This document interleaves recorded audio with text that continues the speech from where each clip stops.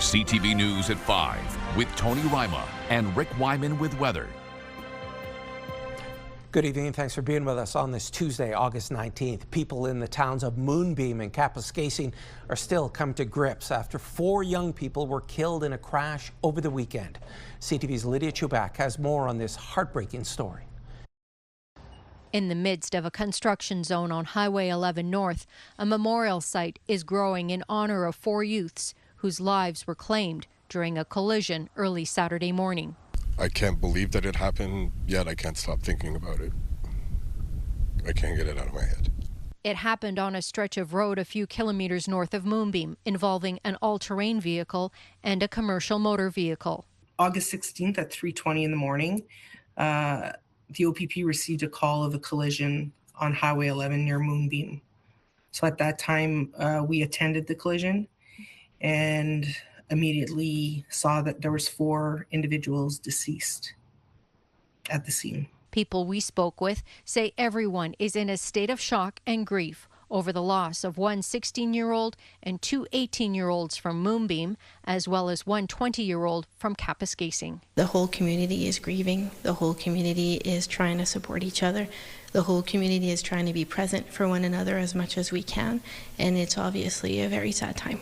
The youths were students at École Secondaire Catholique Cité des Jeunes in Kapuskasing, where flags are at half-mast. School board officials declined our request for an interview, but emailed a statement. Our school community is in mourning and will not be commenting on camera about this tragic loss. We are currently supporting our staff, our students, and our recent graduates in offering support to those who need it. One young woman named Carly worked at the Moonbeam Golf Club. Carly worked inside. She did customer service. She would sign customers in, help with tournaments. She would just serve and help the customers. She did a bit of everything. She was a hard worker, very smart. They were all close friends. Like I said, they've known each other since they were kids. They went to schools together. Everybody around here went to school with them. Everybody knew their parents or their families. The OPP's investigation into the collision continues, and it's currently collecting video of the area. While the township of Moonbeam says it deeply respects the heartfelt gestures already made at the roadside, it hopes a designated site at the town's Spaceship, a roadside attraction, will offer a safe place for people to come together to remember Audrey, Carly, and Loic. Lydia Chubak, CTV News, Moonbeam. Moving on to something lighter now, the weather. A little more cloud cover on this Tuesday. Are most communities also seeing rain? To tell us more, let's bring in CTV's Lindsay Alick, filling in for Rick Wyman. Lindsay. Thank you so much, Tony. Your first weather brought to you by CAA. Become a member at getcaa.ca. As Tony mentioned, many communities saw a little bit of precipitation today. Will it be sticking around? Will we see sunshine in time for the weekend? And what about those temperatures? Are they going to warm up? I don't know about you, but I certainly needed a sweater today. All those weather details and more coming up in just a little bit. But for now, I'll send it back over to you, Tony. Thanks so much for that, Lindsay. Greater Sudbury police say a man who was shot yesterday remains in critical condition. It happened in an apartment building in the city's West End. CTV's Alana Everson has the latest. On Tuesday morning, officers with the forensic unit were at the apartment building to process the scene where the shooting happened. Police confirm a man was shot in an apartment early Monday afternoon at a building located at the corner of Spruce and Ayers Streets in Sudbury's West End. Upon police arrival, police did locate a 58-year-old male victim who had sustained a gunshot wound to his abdomen. He was transported to hospital where he remains in critical but stable condition. There is a convenience store and 5 apartments in the building where the shooting took place. The clerk in the store tells us people are curious about what happened, and some are talking about hearing the shot. Police confirm the Criminal Investigations Division is leading the search for the suspect, who fled before police arrived.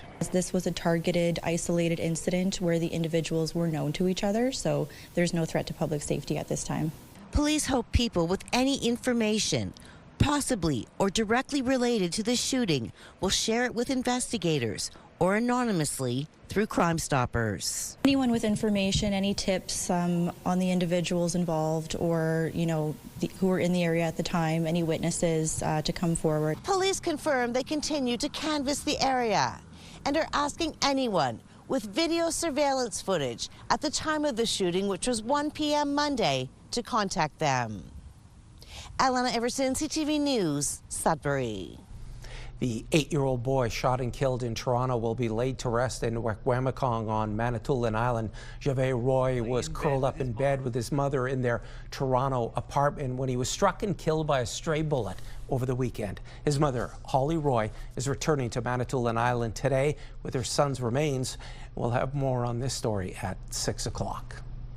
It's time for a quick break. Coming up on CTV News at 5, Lindsay has your full weather forecast. Right now, though, let's go to North Bay. This is a live webcam of Worthington Street in the Gateway City. It's 19 degrees. We're back in just a few minutes.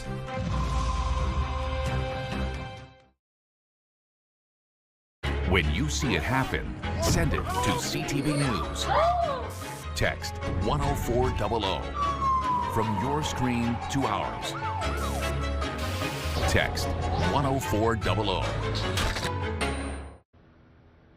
Welcome back. Well, another cool day across northeastern Ontario today, but that is not going to be the case tomorrow. If you're looking for the perfect day to go to the beach and enjoy those final couple of days of summer break, tomorrow is the day. We're going to see that humidity spike and certainly sitting above seasonal in terms of your daytime highs. Taking a look outside right now, we are seeing a little bit of shower activity around Chapleau, Timmins, and into Kapuskasing, and mostly cloudy skies elsewhere across the northeast. We're going to see that rainfall move throughout the region as we head throughout the evening hours, and then we'll be just left with a little bit of cloud cover to start the day tomorrow. We could see all of that cloud cover move out for the most part by the afternoon, and then we are going to start to see more rainfall make its way into the forecast Thursday afternoon, first impacting areas like Kapuskasing and Moosonee, as you can see here. In terms of tomorrow, things are definitely going to be feeling hot and humid, as you can see, sitting at 29 degrees with the Humidex in Sault Ste. Marie, Elliott Lake, Gore Bay, 25 degrees with the Humidex in Chapleau, 27 in Timmins, Kirkland Lake, as well as Timiskaming Shores. Let's take a closer look at the next 5 days now, beginning with Sudbury, Nickel Belt. Tomorrow, beautiful sunshine, getting up to a high of 26 degrees, above that nominal 22-degree mark for this time of year, but it's going to feel a little bit warmer with that Humidex. Heading into Thursday and Friday, sunshine continues before showers possibly roll into the forecast on Saturday.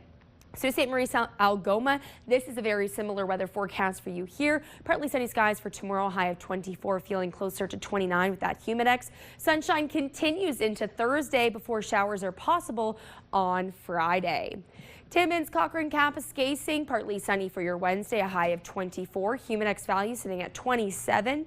It's definitely going to be a nice day on Thursday as well, a high of 24 degrees with partly sunny skies before we could see some more rainfall in the forecast on Friday. Timiskaming Shores, Kirkland Lake, mostly sunny skies for your Wednesday, a high of 25, but definitely cool in the evening, sitting at 9 degrees overnight. Heading over now to North Bay, West Nipissing, finally mostly cloudy for your Wednesday, a high of 25 degrees. Enjoy that sunshine Thursday and Friday because we could see some showers come the weekend. That's a look at your 5-day forecast. Back over to you, Tony. Thanks, Lindsay. More tonight on the issues surrounding the $60 million school building project in Parry Sound.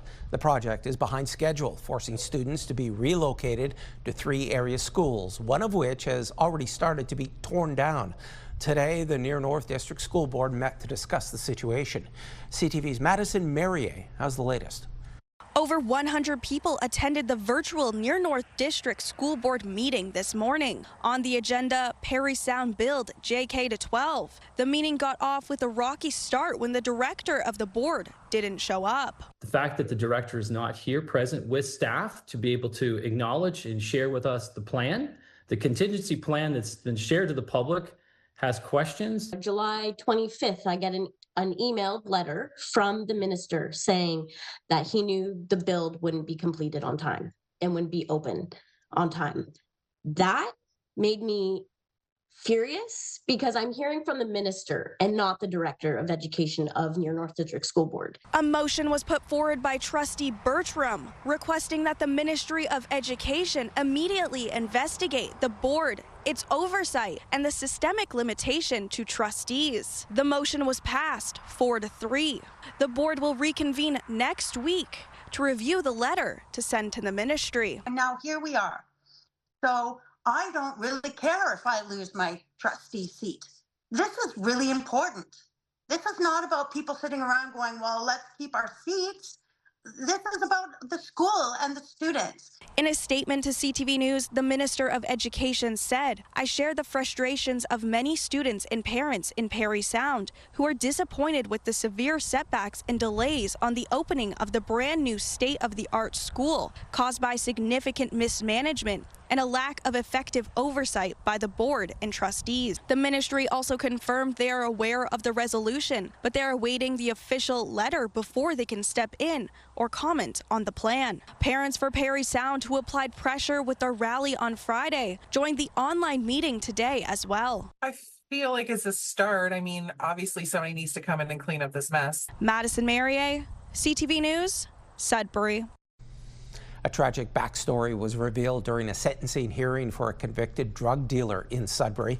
A 34-year-old man from Southern Ontario was arrested in April 2023 and found to be in possession of more than $200,000 in drugs and cash. The court convicted him, but during sentencing, the defense revealed that the man had faced sexual abuse in foster care and was tortured by rebels when he lived in Ghana.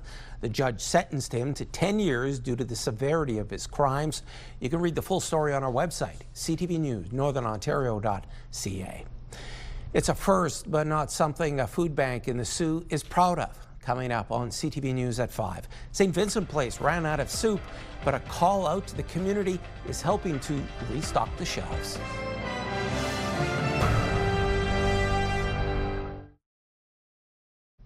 A fire at the municipal dump in North Bay is extinguished, but the blaze closed the facility for much of today.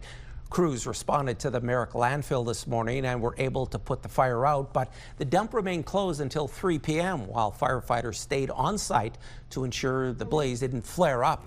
There were no reports of injuries. A first at a Sault Ste. Marie food bank is showing the need for donations. Just a few days ago, St. Vincent Place ran out of canned soup, something that has never happened since the nonprofit was founded. CTV's Corey Nordstrom has more. Well, normally these aren't up here because the shelves are full of soup. The shelves at St. Vincent Place are starting to refill, but just a couple days ago they were bare, a shock to staff and volunteers alike. We're almost entirely out of soup.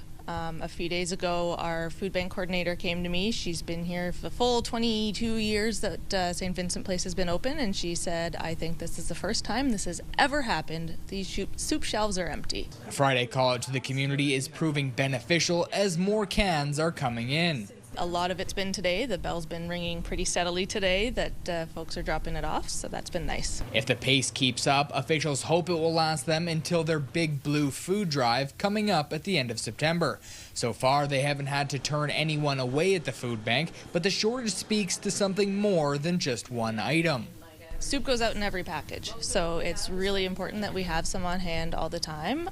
It's also sort of a barometer of how we're doing in terms of donations, because soup is sort of everyone's go-to. So if we're not getting much in the way of soup, it probably means we're not getting much of anything else. The nonprofit has had to purchase some items this week that they normally have in abundance, including soup. Things like Mr. Noodles we've been having to buy regularly, Kraft Dinner we've been buying regularly. Soup was sort of a special item just because it's so rare that we would run out of soup. St. Vincent Place officials say this summer overall has been particularly quiet for donations, and they're still in need of those staples. The nonprofit has a list of its most needed items on its website and posts on social media when they require other specific donations. Corey Nordstrom, CTV News, Sault Ste. Marie. A new grocery store is opening on the Kingsway in Greater Sudbury.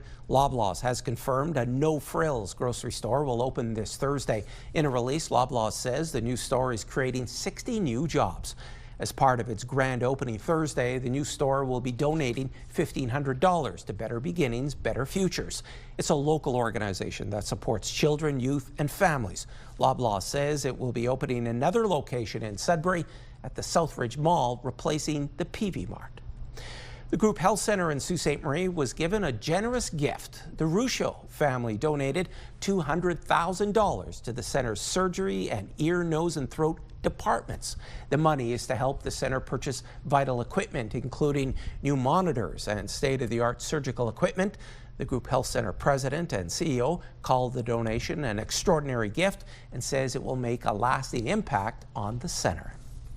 It's been a successful season for Sudbury's Cricket Club. The Big Nickel Cricket Club recently won 2 major tournaments, the Northern Ontario Cricket League and the Sioux North Cup. The club's president describes this season as one of its most successful, bringing home 3 trophies and multiple championships. The season wraps up in a few weeks. It's a popular segment right here on CTV. Is a dog or a cat up for adoption this evening on Take Me Home Tuesday? We're back in a few minutes. Welcome back to this week's edition of Take Me Home Tuesday. I am here with some special guests that aren't animals. I have Alyssa and Dawn here from Talk of the Town Salon and Day Spa here in Sudbury. But we're going to be talking all about a way that you can support pets in our community. Alyssa, talk to me a little bit about this drive that you guys are putting on. Yes, we've seen a real need in our community. A lot of families are struggling right now, and that struggle extends to their pets. We believe that no pet should ever go hungry. So a way to ease that burden, we've decided to put this on just to make sure that we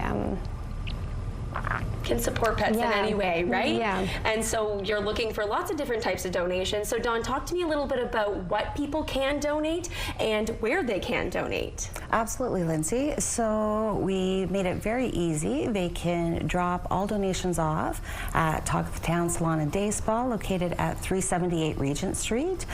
We are looking for non-perishable items, dry dog food, canned food, supplies, and also treats. Perfect. You guys do this drive every single year around Christmas time. It's been over 5 years, and it also includes donations to the food bank. Talk to me a little bit about this summer drive and why you guys decided to do this. Yeah, this is our first time ever doing it during the summertime. I think that Haven, our boss, has seen that there has really been a need this summer, so she decided to do this in the middle of summer versus doing it during Christmas time. I think that's great. It definitely sounds like there's a need. And so when it comes to hours and people dropping off donations, when can they make those donations, Dawn? During our business hours. So Tuesdays 9 to 5, Wednesday and Thursday 9 to 9, Friday from 9 to 3, and Saturday from 8 to 1. Perfect. And finally, Alyssa, how long will this drive be running? I believe that it was for August 31st, but I guess we'll probably be extending it a little bit more into September. Perfect. Well, thank you so much for bringing the community together in this way. And earlier today, I, of course, was able to go down to the SPCA and check out one of our furry friends. So let's take a look at that interview.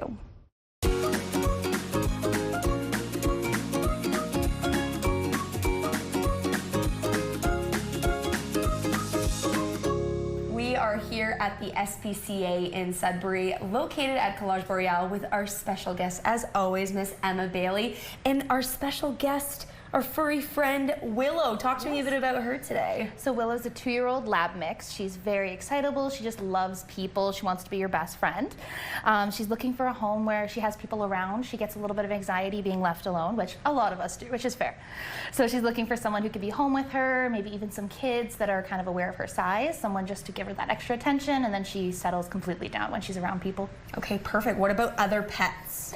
So we think she would do well in a home with another dog. If a slow introduction, just to see how things go. But for cats, she gets a little too excited. So we're looking for a home without cats for her. Okay, perfect. And you've had Willow a little bit longer. So talk to me a little bit about, you know, getting her into a home, what that looks like if somebody is interested maybe in fostering and then looking at adoption later. Absolutely. So we always do walk-ins for our meet and greet. So you're happy to stop by any time during the day to meet Willow. We're open from 11 to 6 p.m. 7 days of the week.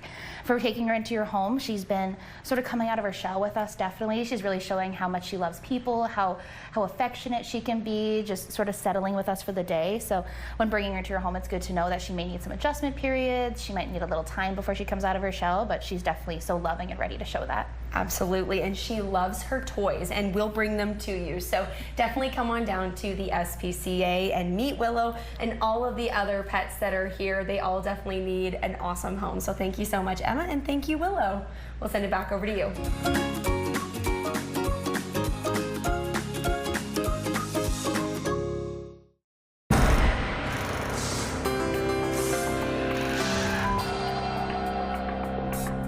Our first community close-up comes to us from Swastika near Kirkland Lake. Raymond Bourgeois says it's so nice to see these bright red bee balm flowers against the weathered fence in her yard. Thanks so much, Raymond. Let's head to Greater Sudbury. Linda Durkash says she noticed these perfectly formed maple leaves on a tree. She believes this is a silver maple. She also noticed a white moth on a white wild carrot plant. Thanks for these, Linda. And we're off to Manitoulin Island. Amy Manitowabi is calling this Fire in the Sky. That's a great picture, Amy. Thanks so much. And if you have any pictures, videos, or events you'd like us to showcase, you can email them to us at communitycloseup@bellmedia.ca. Finally, a 77-year-old heavy metal grandmother who calls Northern Ontario home is preparing for her final bow.